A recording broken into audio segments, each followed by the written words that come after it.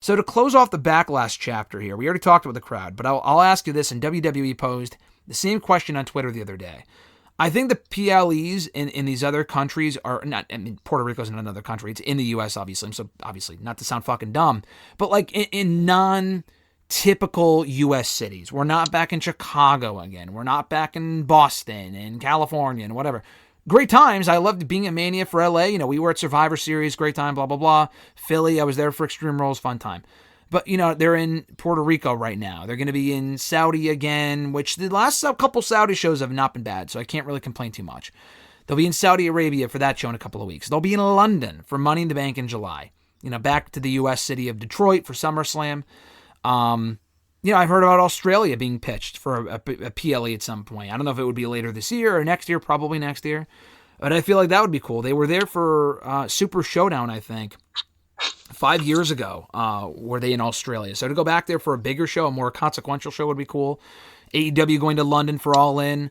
You love to see it. So just kind of your thoughts on the continued trend of going outside of the box. You know, we were in Montreal for Chamber. Amazing time. Clash of the Castle, one of the best shows they've done probably ever, at least in the last couple of years. In Cardiff, amazing time. I'm glad they're finally going outside of their comfort zone and doing shows at different times, not worrying, oh, it's going to start at 3 p.m. Eastern time. Like, I'm glad they're not really worrying about that now. Maybe it was a pay-per-view thing, and now they don't care, now that they're on Peacock. I don't know, but it's about time. I hope it's not another 18 years before they're back in Puerto Rico. I'd be surprised if they were. I'm sure they'll be back next year for another show, if not Backlash again.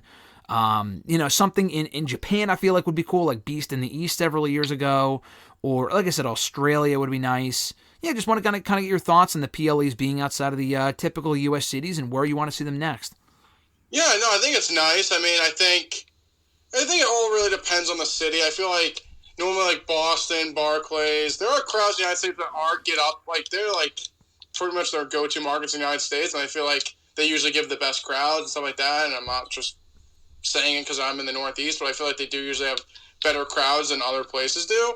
But like you said, I also feel like going outside the United States, it kind of gives you, like I said, how can I miss you if you don't go away? Like, if we have a pay-per-view in Massachusetts every year, it's not as special. So I think with these markets, you kind of see that. Like you said, they haven't had a subsequential show in Puerto Rico in almost 15 years. So, yeah, they're going to get up for it.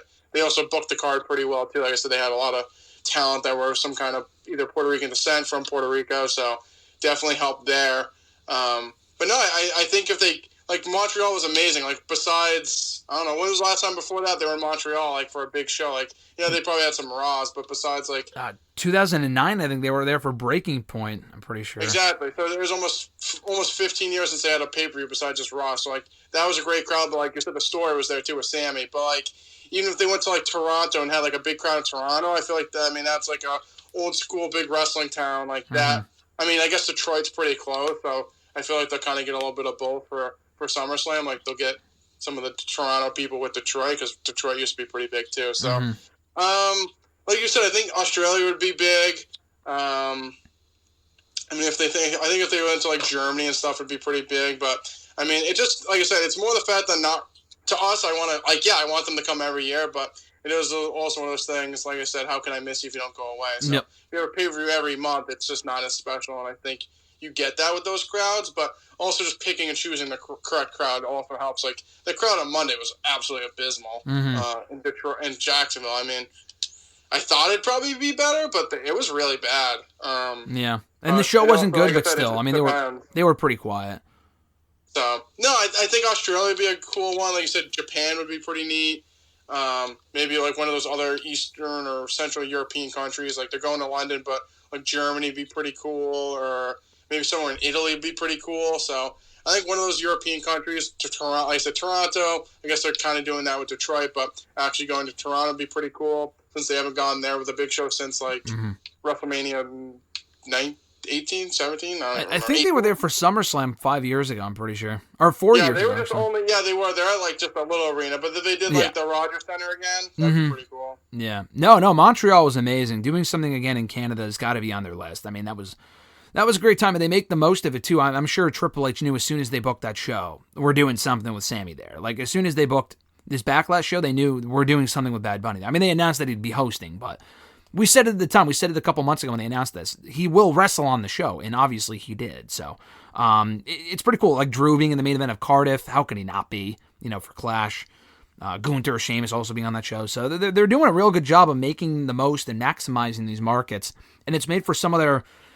Honestly, this is probably the strongest string of PLE's pay-per-views that WWE, I don't want to say has ever done, but at least done in fucking years. Honestly, like... I can't remember the last time in the last 5 or 10 years. I mean, COVID fucked everything up, but before that, I mean, their pay-per-views, some of their pay-per-views were good, some were great, but consistently, I mean, again, you can say one thing about the weekly TV shows. Raw is typically pretty abysmal. SmackDown can be good most weeks. The pay-per-views I'm talking about. Same thing with Dynamite too, but I'm talking about with WWE. And their pay-per-views since Triple H took over have either been good, if not great, if not outstanding. I mean, it really is kind of crazy to see how great the last couple of shows have been and how much better they can continue to be in the next couple of months. So we'll see if Night of Champions can continue the trend, in Saudi Arabia later on in the month.